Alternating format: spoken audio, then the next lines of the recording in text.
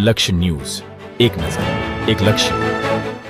કડી તાલુકાના નંદાસણ ખાતે આવેલ નંદાસણ પોલીસ સ્ટેશનમાં ગુરુવારના રોજ પીઆઈ ઓપી સિસોદિયાની બદલી થતાં તેમના સન્માનાર્થે વિદાય સમારોહનું આયોજન કરવામાં આવ્યું હતું. પીઆઈ ઓપી સિસોદિયાની કડી પોલીસ સ્ટેશને બદલી થતાં નંદાસણ પોલીસ સ્ટેશન પરિવાર તથા સ્થાનિક આગેવાનો દ્વારા તેમને ભાવભીનું વિદાય આપવામાં આવી હતી.